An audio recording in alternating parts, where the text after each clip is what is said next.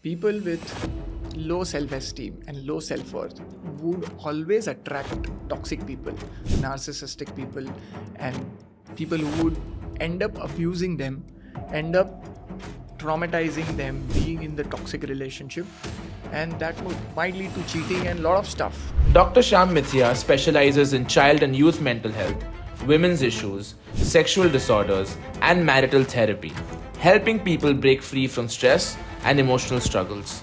I think you have to sound too much to set that those healthy boundaries. Your mental health and your emotional health cannot be at the expense of anything. I just feel like where we are, we really need to go back to our traumas and kind of break the pattern. Since childhood, knowingly, unknowingly, our parents are giving us those appraisals or those validations, even when they are not required. When they want to get something from you, they'll tell you, okay, if you've done this, then you're good enough. He's that overprotective, jealous boyfriend or Yes. partner because he doesn't know how to deal with his own emotions. True. There's no trust amongst themselves and for the partner also. Or any partner. Why do we as humans keep going back to people or habits that destroy us even when we know better? People should not. So, for those who've seen your viral videos but don't know the man behind them, can you tell us a little bit about yourself, Dr. Shyam? First of all, thank you so much for having me here, and thank you so much for the beautiful introduction. I am a clinical psychiatrist. If professionally speaking, I'm a clinical psychiatrist, sexologist, and therapist. I have my interest which pertains to anything and everything from mental health to sexual health, whether anxiety, stress, depression, schizophrenia, OCD, everything. From there to sexual intimacy issues where performance pressure, erectile dysfunction, and everything pertaining to that. That's more professionally.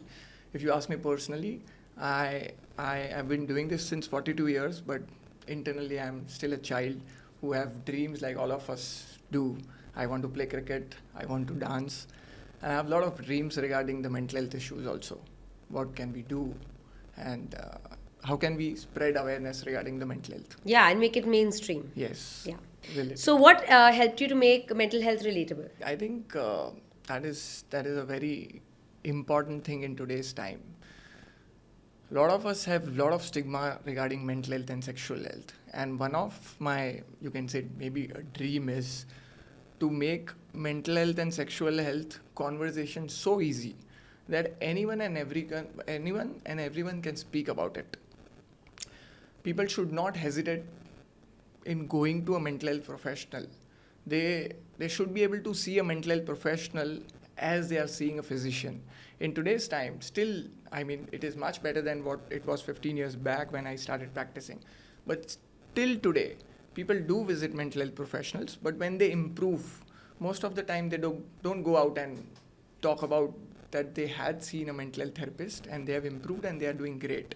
No, nobody wants to accept that they saw a therapist or they Yes. saw a psychiatrist or a psychologist. They don't talk about it. Absolutely.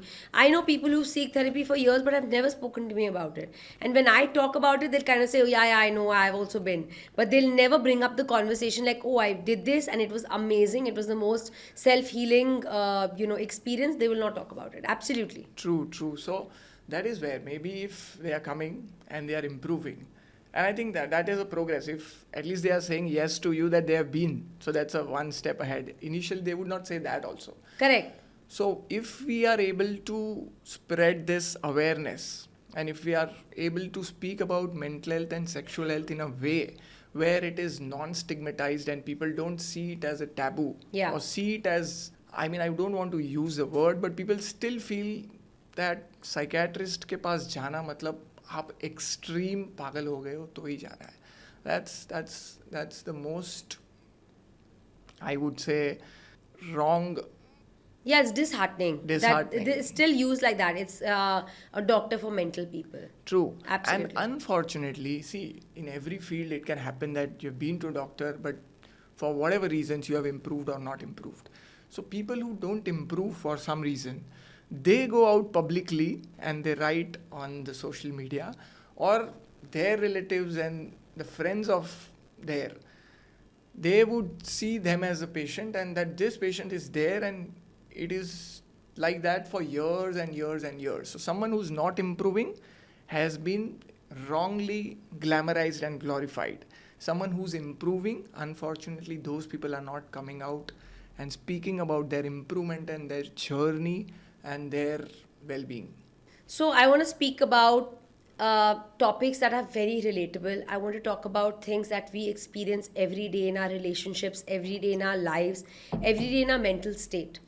Tell me, firstly, why do we as humans keep going back to people or habits that destroy us even when we know better?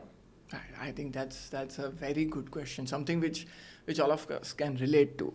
All of us have certain habits which we know are not right, but still we'll go there. We'll do it knowingly, unknowingly. We'll be in the same vicious cycle. If you ask me what is the reason, we can broadly classify into maybe biological, environmental, and personal. Let's not go scientific.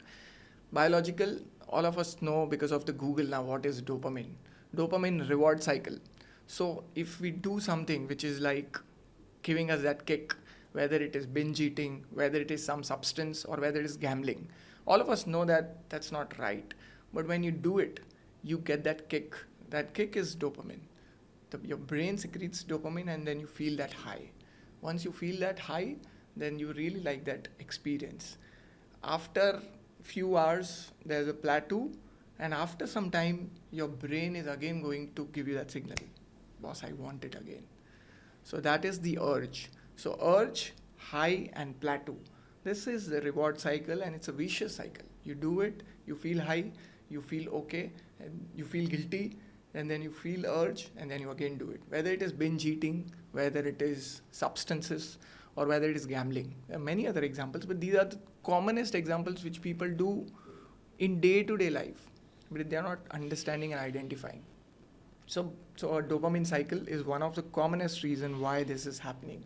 Number one. Number two is people do it as a coping mechanism. They are doing it, but they're not understanding. Yeah. Maybe there's some underlying issue, whether it is stress, anxiety, depression, or whatever, some minimal underlying issue, but they'll go out, आँख बंद करके वो चीज़ें करते जा रहे हैं, coffee P रहे हैं, चाय पी रहे हैं, अल्कोहल पी रहे हैं, स्मोक कर रहे हैं, पता नहीं चल रहा है, आँख बंद कर रहे हैं, वो मोमेंट पे बस I need that, and they do it, and after doing they feel, why did I do it? I'll not do it from now. After some time, again the same cycle. So coping mechanism. So these are biological reasons and environmental reasons. Of course, people whom you are surrounded with, you are going to be like them only. If they are doing something which is healthier, you would also feel like, okay, I can also do this. If they are going into these unhealthy habits, even if you want to stop, they'll say, अरे एक बार कुछ नहीं होगा, एक smoke से कुछ नहीं होगा. Diet from tomorrow, na. Eat with me now. Yeah, that's true. Environment affects you a lot, and it can maneuver your habits. True. So peer pressure, environmental pressure, even, and sometimes it is in such small things. If going for a discipline is a difficult thing to do in today's time because of this only, that peer pressure and environmental factors can really affect it. So personal factors are pertaining to one's personality. Does he or she have tendency to easily go into such habits? That may be again because of the childhood conditioning, maybe some trauma or something in the past which makes that person to go into similar conditioning traits, and even if he or she wants to, it is comparatively difficult for them to not do it.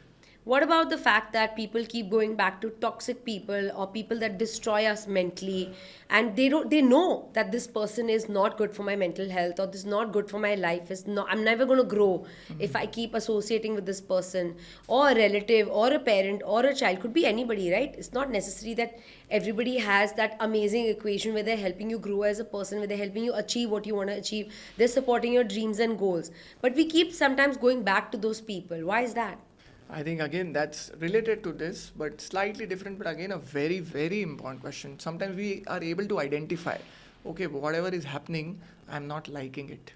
Whatever is happening is somewhere hurting me, somewhere hurting my self-respect. And that's first and one of the most important reason for being in touch with these people and not able to disconnect from them is self-respect. If you feel that you're not good enough.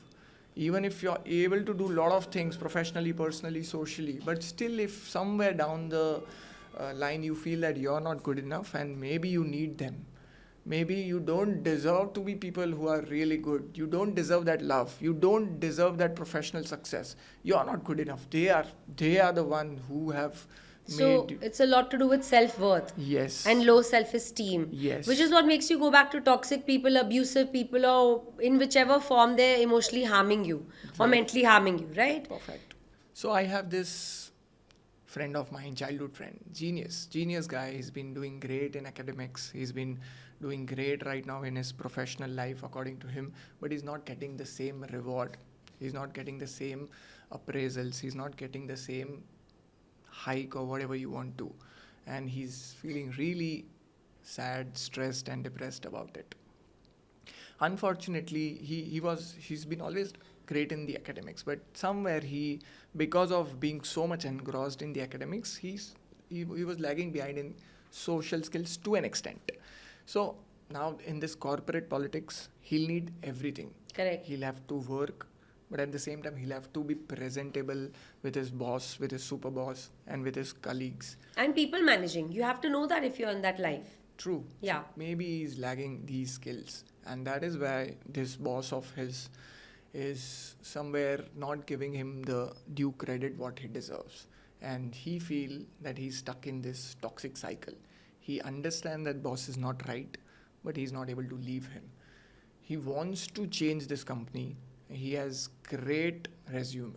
But he feels that what if he applies somewhere else and he's not able to crack that? And those people will contact this. So all overthinking and all unnecessary anxiety is stopping him from going somewhere else also. So, I mean, He's stuck in a loop like we discussed. toxic boss, just because of some reason he's not able to, because he's actually a great guy and he's actually very knowledgeable, but because the self-worth is missing, and because that social skill and the self-worth that I am capable and I am doing this and everything's happening because of me, that confidence is missing, the superior person is just taking him for a ride. So don't you feel like my understanding of this is one is self worth is very low, self esteem is very low. One is less understanding of how to manage your boundaries, because when you let people demean you, put you down, affect you negatively, situations, people, whatever we spoke about, habits that destroy you, that are not good for you, it's almost like you don't have the willpower to overcome the people, the habit, the surrounding, right? Do you think there's a way, I wouldn't say a quick fix, but do you think there's a way people understand, like, if I just did this, I'll be able to overcome it? I'll come back to the first question you asked, habits. I mean, the first step, what is required to change any kind of habit, it is not a rocket science. Everyone knows it. People are not able to implement it. Is self-awareness. जब तक आपको पता नहीं चलेगा ना कि मैं ये कर रहा हूँ और मुझे ये चेंज करना है, तब तक कोई आपको हेल्प नहीं कर सकता है. Number one, I'll give you a very common example. Virat Kohli in 2011, 2012, he's been scoring hundreds all over the world, Australia, England, everywhere he scored, and he was in his prime form then. 2012, he came to India IPL. He felt that I will really rock this IPL, but he failed miserably in that IPL. He went back one day. He's standing in front of mirror, and he had this enlightenment that this is not how an international athlete should look like. एक दिन एक वही विराट कोहली है, वही technique है, वही सब कुछ है, कुछ नया नहीं है, बट उस दिन सडनली रियलाइजेशन आया that an international sportsman cannot be like this. That is the day, and today is the day. He's not only succeeded in his life, he's been prime example for all of us. He's changed the way Indian cricket looks after the physical fitness, the mental fitness. He's set those examples, he's set those boundaries, he's created that aura and that system for everyone, not only for him. This is what is required for you to be best. and you should be best if you're presenting your country. So what I feel, people feel, oh, वो तो विराट कोहली है, इसके लिए वो कर सकता है. I don't feel that. If there's a human being who can do something, any other human being can do that. The only difference is self-belief and discipline. And mindset. You know, self transformation can only start from self. The transformation can't happen by you. And even, like, you know, you see those ads on fitness gyms and fitness courses. Come transform your body, Yeah. transformation in 30 days, in 60 Right. days. But it's not like they can actually put you in a machine and change you. True. They will still ask you to do the work, and you have to be ready to do the work. So any transformation, physical or mental, has to start from self. Nobody can actually come and tell you. So even if it was Virat Kohli, and I'm sure that throughout those series or whatever, I'm not exactly aware of this timeline and what he did, but I'm sure his coaches, his colleagues, his playmates, they all said to him like, what are you doing? Right. But that has to come from within. Right. Nobody can come and bring that transformation. So that brings me back to the point, you know. Firstly, people are stuck in these loops because of low self-worth, self-esteem is very low, childhood trauma, environmental, whatever the reasons may be. To come to that self-realization also is not easy for people. Right. You and I, let's say, we are in this path of mental awareness or mental health. So we analyze ourselves. But most people don't even sit and analyze. So if they have a toxic boss, they're not sitting and thinking, I'm encouraging this. मैंने कुछ गलत किया होगा. I must have not performed well. Did I not reach on time? Was I not dressed properly? Did I not speak properly? And they give excuses for the other person's behavior True. towards them. So I just feel like there's this pattern that most people are stuck in. First is recognizing the pattern, Right. and second is breaking the pattern. Right. So at what point do they come and consult a psychiatrist like you? Right. So unfortunately, I don't want them to wait till the time they have to consult a psychiatrist. If they are able to identify these patterns before, they'll be able to handle themselves and the situations in much healthier way. Unfortunately, when it starts impacting you so much, you gave a great example that they go into guilt trip. मैंने ही कुछ गलत किया है, I'm not good enough, I'm not sufficient, मैं काम सही से नहीं कर रहा हूँ, मैं present सही से नहीं कर रहा हूँ. So all that guilt trip they go into, that would of course leads to stress, anxiety, depression. People can go into these mental health issues. And when they have these mental health issues, their performance would actually go down because of the mental health issue. Whether it is feeling sad, whether it is feeling worried, whether it is feeling stressed, overthinking, what if I do this and that goes wrong. So all symptoms of anxiety, all symptoms of depression can actually ruin his professional life, personal life and social life. Personal life, he's not able to sleep, he's not able to eat, he's not able to enjoy what he used to love. पहले जो करके बहुत खुशी मिलती थी, अंदर से एक ड्राइव था, वो सब मिसिंग है. Yeah. And that is the time they come to a psychiatrist. So of course we treat anxiety and depression, but we try to go into the depth that why did it start? How did it start? We make them aware about the patterns which were there, which eventually caused this depression. Right? So we treat depression through counseling, through therapy, sometimes even medications are required. And depression is treated, but what about the cause? So then we go to therapy, we identify the cause, that this is the pattern, this is the self-worth issue, this is the self-esteem issue, because of which You're set in that loop for so many years, and you think it's okay True. for people to ill-treat you, for situations to True. to be living in bad situations yourself, to be living in that loop again and again. You know, you used a very interesting word, overthinking.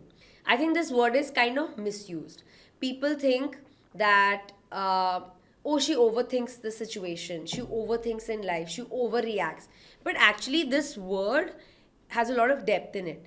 Overthinking is when you're stuck in a loop and you can't come out of it. So if you say this jacket is too pink, I can actually go into a spiral of this jacket being too pink. Right. And that is overthinking. Not the fact that there's not enough water in your cup and I ask somebody to help you twice. That's not overthinking. People associate that with overthinking. But Right. that's not overthinking. Overthinking is when you can't get out of the loop of thinking about something, right? So do you think overthinking is a flaw? Which I most definitely think it is. Or do you think it's a way of coping to keep yourself safe? That's a great example. Someone telling something about your jacket and then you going into spiral that, oh, is it too pink? Am I not looking good? That person feels that I don't have a fashion sense. That person feels that I'm not good enough. Oh, that person judges me and then he or she doesn't want to be friends with me. This is overthinking. It started with a simple compliment or something about comment about your jacket, and it went into an endless loop. So difference between overthinking and thinking more is when you're actually thinking more about something, it is most of the time pertaining to a subject. You are voluntarily doing it. You are doing it. It is goal driven. You want to achieve something, and 10 out of 10 times it would be rational. You are going in right direction and logical, and that would always lead to a conclusion. Whereas overthinking is something which is involuntary. Is my jacket not good? You don't want to think. It's an involuntary thought. It is involuntary. It is irrational. I mean, someone commenting on jacket and you reaching a point that he doesn't want to be friends with me and I'm not good enough. It is 10 out of 10 times irrational. And third, it is intrusive. Even if you want to shrug it away and you want to do something else, you will still keep ruminating in that. Yeah, you've reached ends of this conversation, because for a jacket, whereas it has nothing to do with you, then you start making it personal. It is related to my personality, it's related to our relationship, it's related to the friendship, it's related to so many things. Absolutely right, it's irrational. Right. So do you think this is a coping mechanism? It is a coping mechanism where there are underlying issues because of which you are overthinking. Unless and until you identify those issues and you don't work on these issues, it is going to be there. So first step in addressing those issues is self-awareness, identifying the pattern, identifying these. Just try to do this whenever next time you're thinking. Just think that I am thinking or I'm getting this thought. That's the first difference. Yeah. And second is the thinking more would always be in present. अभी के बारे में आप कुछ सोच रहे हैं. Overthinking will always be about future going wrong. So identify your patterns, that they are is it falling into this involuntary, irrational and intrusive? Then it is overthinking, and then you need to definitely address it. So, when people are stuck in these loops or when people are stuck in these patterns, what happens is commonly used terms are, why don't you come for healing? And now there are 100 million types of healings. And I'm not disregarding any of them. I'm sure they work for people. But this word healing is also sort of overused in today's day and age. And I feel like it's associated with anything. You can heal with the special water. You can heal with a special stone. You can heal with a special bath. I just feel like the word healing is slightly overused in today's day and age. Do you think healing is chaos? Do you think healing is calm? And do you think healing is what people are making it out to be? I completely agree. So emotional healing will happen when first of all you identify what is wrong. People don't want to identify what is wrong. They just want to blindly follow these easier steps. 30 days may change yourself. 30 days exercise and change your mind. 30 days meditation and change your mind. I'm not saying these things are not right. They are definitely healthy and everyone should do it. But that is not going to fix the primary cause of the chaos. That's what I'm saying. They're undermining the word healing. So healing means if I have cut my hand and it heals, means you can't see the cut anymore, True. right? Now healing is not putting a band-aid. True. So I feel like that's almost the difference which I'm finding in today's day and age, where they're telling you to put the band-aid, so do all the rituals that you spoke about, but that is the band-aid. Right. What about actually healing the cut? What True. about actually healing the wound? What about actually healing the emotional traumas? So my point is that this word healing is used loosely because they are giving you temporary solutions. Nobody is saying, oh, let's sit and talk about why you feel like this. Let's sit and talk about you were sexually abused as a child and you're 45 and you still have the pattern. Let's then talk about that you had an alcoholic mother and it has led you to become a certain way. Today you're 52, you haven't healed from that trauma, but no amount of I don't know, rituals are going to help you really heal that. The heal will only happen. The word heal is actually getting rid of the wound. The wound can be healed only when you address the wound. So, this is my point. Like, I feel like it's being almost misused in a way. Absolutely. If they're telling you, come for a session of soothing, Right. I think it makes more sense. You Right. know, soothe Right. your feelings. Like when you put on really good music, right? Right. And let's say I've had a terrible day Right. and I'm listening to music in my room, it's not going to heal me, it's going to soothe me. True. So I have not addressed the fact that I had a really terrible day. What did I do wrong? Or what did the other person do wrong with me? I'm hurt, Right. but I'm putting on music because I want to forget about it. I want to calm my emotions. I want to calm myself. Right. But like I said, that's soothing. And I think these two terms are misused or intertwined and not able to separate the two. How do you feel about that? 100% right. I mean, I think you have already given an answer. So people are doing it, and fortunately, unfortunately, they are doing it for their whatever reasons, right? It is very easy to write whatever word you want to. You write healing, people associate and people go, and they feel that they'll be healed. And they do feel some form of improvement, but that's soothing or that's relaxation or that's temporary distraction. Exactly. Temporary feel good factor. Yeah. That is not fixing that primary cause of whatever. Again, great examples you have given, that childhood trauma, mother was alcoholic, sexually abused. All these are deep childhood trauma. Unless and until you go to a mental health professionals who's trained to work on this, who's trained to deal with this, and he or she helps you to identify, okay, this is the reason, these are your thoughts, and that is why wherever you go now, in your professional life, in your personal life, somewhere you are going into the same patterns, even when the other person or other situation is not demanding you to.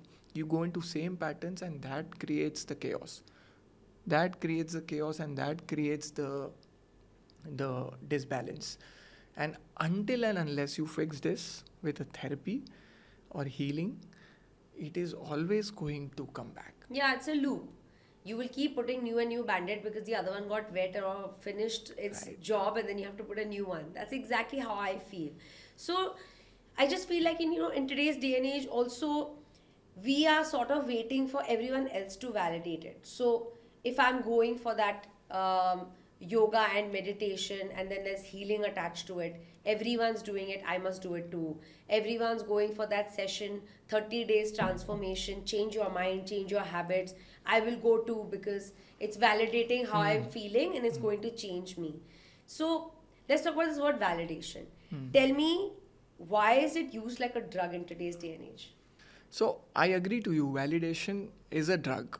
Why it is a drug? Because of the same dopamine cycle. I'll not go there, but I'll explain you how it works. Since childhood, knowingly, unknowingly, our parents are giving us those appraisals or those validations, even when they are not required. Which, when they want to get something from you, they'll tell you, okay, if you have done this, then you are good enough. So you're getting these conditioning from childhood. I'll give you a practical example. Let's not go into a theoretical answer. I'm seeing this client in a clinic right now. She is doing a PhD, but somewhere, knowingly, unknowingly, she is the elder daughter-in-law of the house. Knowingly, unknowingly, she's comparing herself with the younger daughter-in-law. Basically, the younger daughter-in-law is comparing herself with this, but she is entering into this loop and actually engaging into that. She has done her graduation, masters, and PhD. She is really doing great professionally, but because she's not getting these validations for small reasons, like the younger daughter-in-law is getting from the in-laws, कि इन्होंने खाना अच्छा बना दिया, या इन्होंने ये कर दिया, या इन्होंने वो कर दिया. So she is entering into this loop of validation that if they tell me that I'm doing good enough, if they tell me that I am sufficient and I am doing right, then she'll be happy. Otherwise, she's not content. She wants it from the sister-in-law, she wants it from the husband, she wants it from the in-laws. She herself is not able to be sufficient for herself that I'm doing so great in my professional life, done PhD, working and being at a great position, and also managing the house at the same time. These are really great things, but those are not good enough for her. She can't see her want- own achievements. Yes. She's waiting for just, wow, you're doing amazing. She's waiting for that applause. She's Right. waiting for that appreciation. Right. She's comparing that, okay, now this sister-in-law is going to a meditation class or sister-in-law is going to a Pilates class. I should also go. They are appreciating that she's doing great Pilates, she's doing great dancing, she's doing great meditation. So I should also go, and then they'll feel that I am also doing Then great. they'll praise me. Yeah. So that is why knowingly, unknowingly getting into the same dopamine cycle and same validation cycle and feeling stuck there. So this cycle is coming from her childhood, where Absolutely. her parents have probably approved every move, approved every little thing, and given a Right. star and said you are the star of the house and praise to no end. Right. And now you are married and you probably don't have that validation day to day where somebody's praising you and giving you that appreciation and you're seeking it. True. So when I'm saying this, I'm not saying that the praises are not required. They are required, but it has to be balanced. The praise should be there along with when the person is going wrong. It should be appropriate correction along with the appropriate appraisal or praises. You cannot do a small thing and be praised so much that you start seeking that rather than the actual reason. Yeah, absolutely. I think maybe we do that unknowingly with our Yeah. children, right? Of course. Like, oh my God, he climbed the stairs by himself. He's Yeah, 3.5. yeah. Big clap, you get an ice Yeah. cream, you get a balloon. True. And then you start doing that with every little thing. Right. And then So the child is, whenever he or she's doing something, he's He'll look looking at the back. parents. Okay, okay, give me praises. I've done this. Give me praises. I've done this. And there are times where they will not. Then he'll start feeling sad without a reason. So that is why it is a drug, and that is why the cycle. So how do you break this cycle? As I told you, right, it has to be appropriate to the situation. If he's done something which is really, really appreciable, he has to be appreciated at that time. No, like in the case of this lady, how does she get rid of this pattern of validation where she's seeking validation from people who may never validate her feelings? Right. So this was the initial history. And first 2-3 sessions were history taking. When I went into the past, childhood, how was your childhood? And she said it was great. I had super parents. They gave me everything and detail.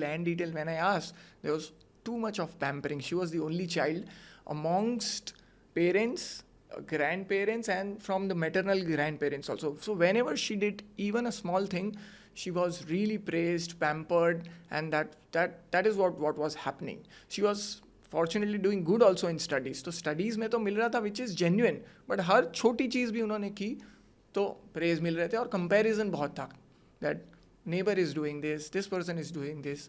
So that comparison will always then lead you to a negative cycle. You should compare your child with himself or herself, not with someone else.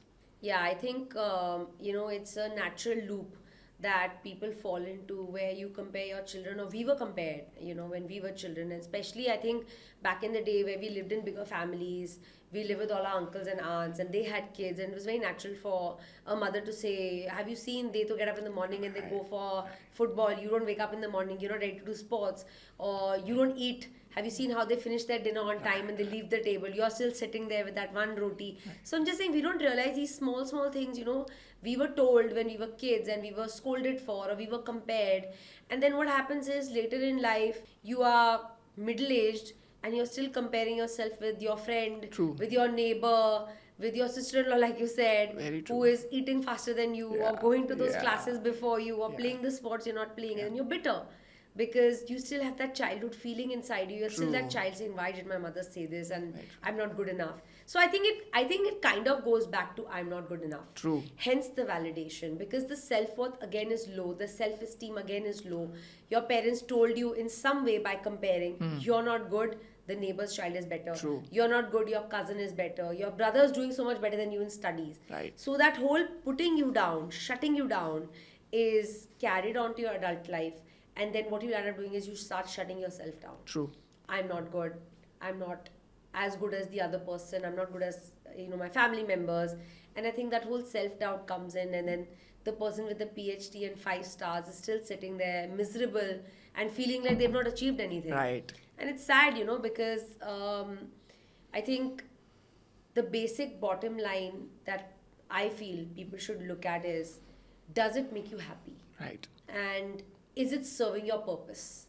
More than happy, I think purpose. So, Right. what is your purpose? If your purpose was to study, then why does somebody need to clap for you? I think that is where, I'm so sorry to cut you, that is where we need to understand that somewhere down the line parents don't understand. I mean, their intent is of course to make you eat that 2 rotis or to wake you up and to send you for those classes, but the method is wrong.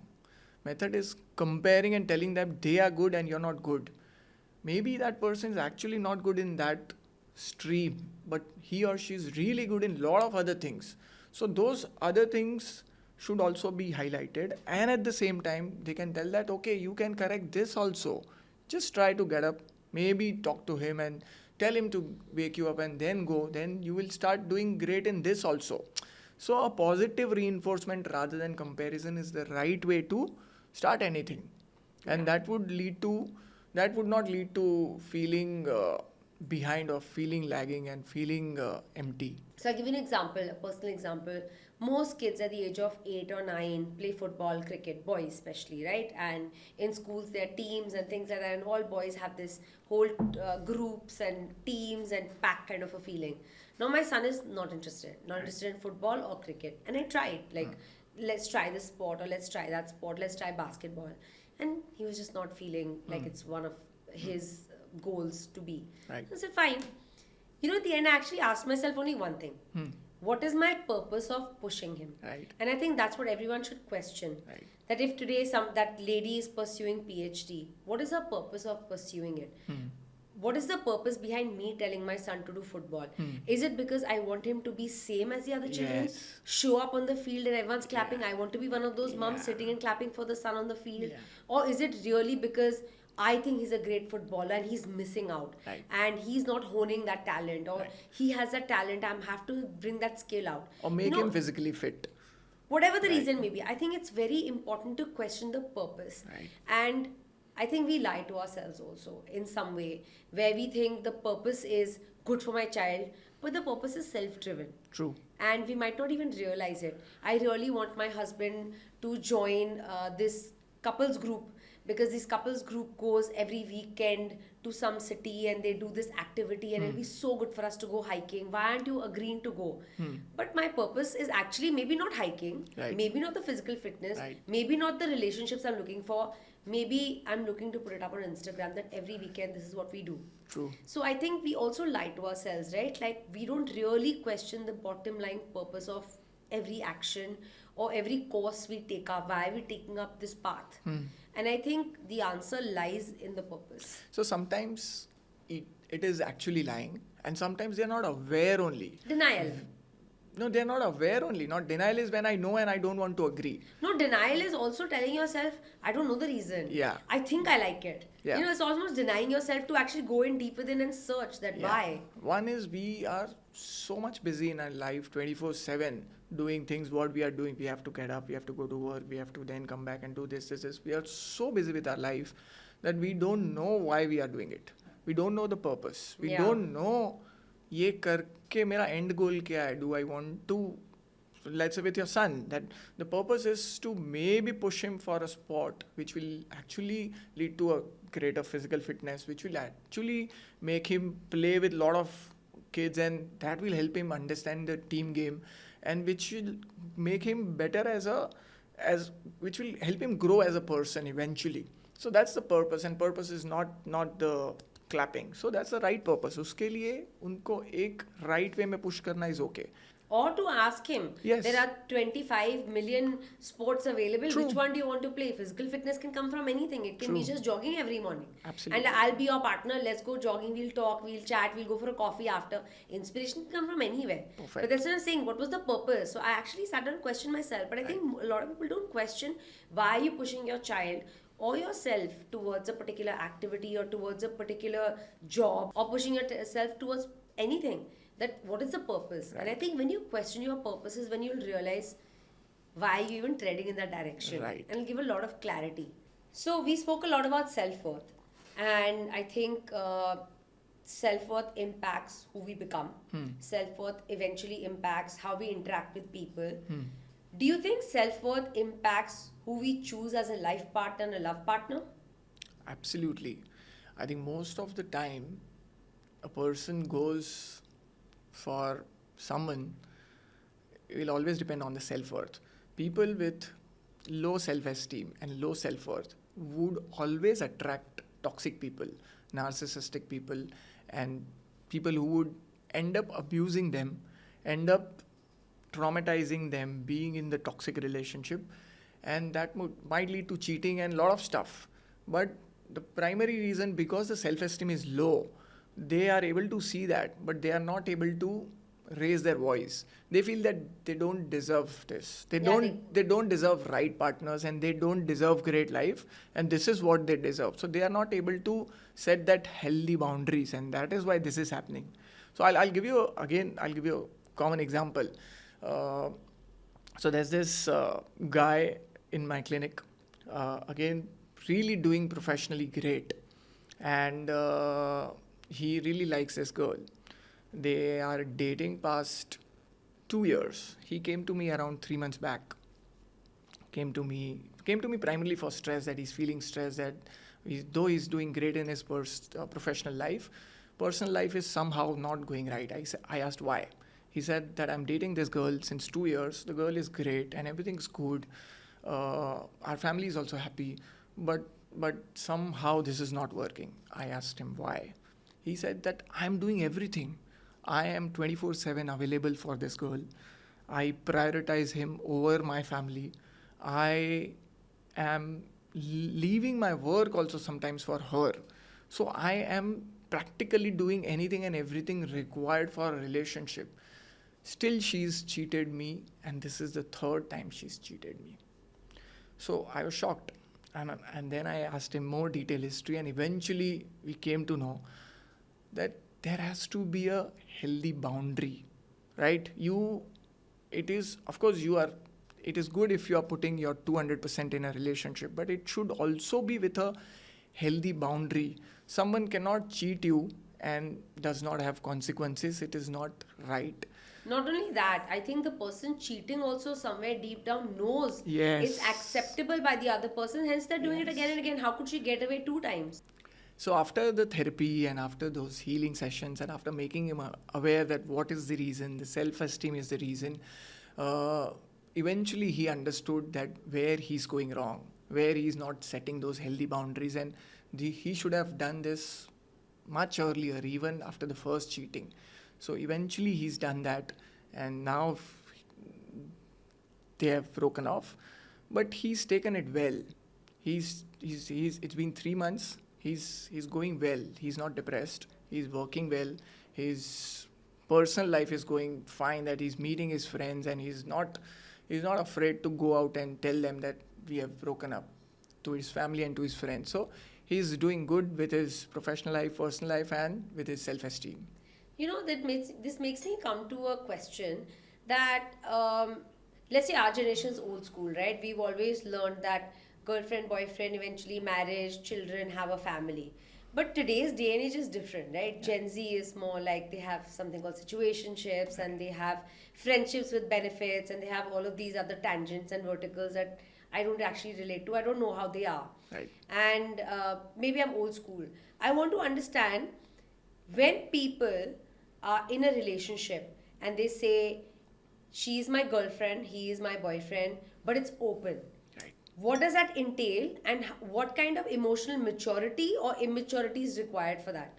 Right. I think both are required at the same time, being mature and being immature to be in such relationship. So what is the situationship? It is where one partner or both the partners like each other, but they don't want commitment. वो start ही इसी चीज़ से हो रहा है कि commitment नहीं है, तो वो ऑफकोर्स आगे ऐसे ही जाने वाला है, where they don't know what is happening. One day you get up, सुबह उठे, ड्राइव पे गए, खंडाला गए, अच्छा लंच किया, रात को लेट नाइट पार्टी, बहुत super. Next day there is no conversation. So there is a lot of chaos going on in their mind, that are they together, are they not together? One of them is getting attached, one of them is not getting attached. and इसीलिए there's a lot of chaos and a lot of clarity is missing, and that leads to the emotional issues. That leads to they are saying that they want to find the real love, but the stability or the commitment is required to find the real love. If unless and until you are ready to do that, you are never ever going to find the real love. No, so what kind of mental strength or weakness leads you to be in such relationships over and over? You know, it's not easy. If today I had to put myself in this situation, although I almost can't relate to it, but if I had to be with somebody today and then after 1 week, because it's a situationship, he has moved on, then I move on to someone else, and then 3 weeks later I meet someone else and I'm attracted again and I start off again dating somebody. What kind of emotional clarity, fog, chaos, or personality traits are required to be able to live through all of this and then also have a career on the side, also manage your family life? How do they do it? They are choosing the situationship because they are not able to go for the stability or commitment, and the reason could be again the past experiences. It could be past experiences में they have childhood, they have seen their parents fighting, and then though being together, क्योंकि पहले divorces नहीं होते थे, but never being happy. Or they have seen physical abuse, that one of the uncle was hitting their aunt and stuff. तो marriage कभी अच्छा देखा नहीं है. Or they have in their past relationship where they wanted to be in long term committed and they were, but the partner cheated. And the cheating, or maybe the one of the relationship was really toxic with an unhealthy partner. So again, the past experiences is one of the major reason for a person to choose these kind of situationship where they feel okay, they want to enjoy being together, but they don't want the permanent tag, because if they go for a permanent tag, उन्होंने जो शादी में देखा है शायद वही हो जाएगा. So they don't want that. There's no trust. There's no trust. There's no confidence amongst themselves and for the partner also. Or any partner, because Yes. they are with multiple Yes. partners, or they are temporarily with multiple people and they still have no trust in anybody. Yes. So I think it's also lack of understanding then. True. Lack of understanding of self, lack of understanding of the other person, And the relationship. and also putting the weight on the other person's emotions more than your own. So it's almost like you don't like me that much, hence I don't like you that much. You know, Right. it's like you put weightage on somebody else's actions. You haven't done enough for me, why should I do it? You don't want to commit to me, why should I commit to you? True. But it's leading to such hollow relationships. It's leading to loneliness. True. A lot more. True. Because in the end, if the relationship is not fulfilling you and genuinely fulfilling you, if you really don't feel any love whatsoever, genuine love, and even if it's just time pass that people say nowadays, it's okay, yeah, it's not a big deal, we all believe in this, but you still go home unfulfilled. You still go home somewhere deep down upset, like, but what is this? True. I'm sure human emotions haven't changed, even Right. though people and today's trends may have changed. But correct me if I'm wrong. I'm sure human emotions course. haven't changed. Humans still feel the same way. We all want that attachment. We all True. want that security. We all want that Loneliness. safe place, right? True. So, can people, since intimacy is avoided today's day and age, and I think sex is given more importance, can people still want sex and not intimacy, or people want intimacy and not sex? Can you explain the two? So sex is a, if you ask me what is sex, it is a physical act. But intimacy is much more than that. It will involve emotions also, right? So people do want sex, they do want emotions, but they are unfortunately scared of. I've seen this couple in my clinic, 10 years down the line, love marriage, dating for 5 years and 10 years married, and then they have come to me. Why they have come to me? Because they want to conceive. Asking the detailed history, I realized that they have never had penetrative sex. So For 15 years. for 15 years. Okay. How? Because first 5 years they were together and they were having good time and good foreplay and stuff. They thought that they would have sex after the marriage because of whatever their belief and their thought process. After the marriage, when they tried, they realized that it is not happening. On detailed history and detailed questions, we realized that men had a condition called phimosis, because of which he had issues in erection and he had painful erections which required correction, which was easily corrected with a minor procedure, and then he started having easy erections. Further detailed history, we realized that girl also had an issue called vaginismus. So she never had any penetrative sex before. This was first time for her. But when he was trying, she was very rigid and closed. She really feared the penetration because of whatever she heard from her friends and stuff, that this is going to pain and stuff and blah blah blah blah blah. So it was really playing on her mind. That led to a emotional overcharge and overwhelming. That led to a condition called vaginismus, where she's really rigid during the act. She's okay during the foreplay, enjoying and really feeling pleasured, but during when he's trying to penetrate, she was completely rigid and it was impossible for him to enter. That we eventually solved with counseling and few medication also, which calmed her down, and now they are easily having it, and they also have a child. So for 10 years they suffered for such a small reason of phimosis and vaginismus, which can be easily corrected. So people are not going to a doctor, they are afraid to go to a psychiatrist or sexologist. Why do people feel emptier after a hookup? So nowadays I hear hookups are a very normal thing. It's not, you're called old school if you think hookups are a big thing, and I still feel they're a big thing. Why does somebody need to go person to person doing exactly the same act without emotions involved? But they say it's very normal and everybody does it, and that's how Gen Z lives. Right. So I feel in the end leaves them empty. Why? I feel when they are going for a hookup, they want that hookup, but somewhere down the line, maybe they want intimacy also. And intimacy will come with its own emotions, which is missing here in the hookup. When after a hookup, that the physical urge is satisfied, but that emotions, that longingness, the feelings of being together, the feelings of being with someone is missing, and they feel more lonelier that they are alone, though they had a great physical act, but they are alone. So that loneliness is causing them to feel sad and guilty and alone. Can modern dating apps rewire our brains to treat connection like a transaction? So modern dating apps, I mean, they are built like that, where it is really fast. It doesn't take into account person's emotions. You just swipe left or right and the person is gone. They're not understanding it is actual human behind it, and it is so fast, so mechanical, so casual, that the emotions are really missing. And that is why people entering into them also are really doing it casually, and because the emotions are missing, it is really transactional. And Tell me, what's one normal behavior in a relationship that's actually a trauma response? I'll give you an example. There's this guy who is really into his girlfriend, but knowingly, unknowingly, he's too insecure about that. He would end up checking where she is. He would end up checking where is her phone. He would want to check her phone also, and is very insecure about she being with her male friends, or sometimes even with female friends. Now he feels that this is a concern and this is care, but it is actually coming from a trauma which he had in his past relationship. In his past relationship, where he had a blind trust in his girlfriend, but because of some or the other reason, the girl cheated, and because the girl cheated, now he feels that this is what he's going to get in every relationship. And because of that, in this relationship, even when things are going fine, He's that overprotective, jealous boyfriend or Yes. partner because he doesn't know how to deal with his own emotions. True. This trauma could also be coming from childhood. So there are a lot of people who don't have healthy relationships, with their parents.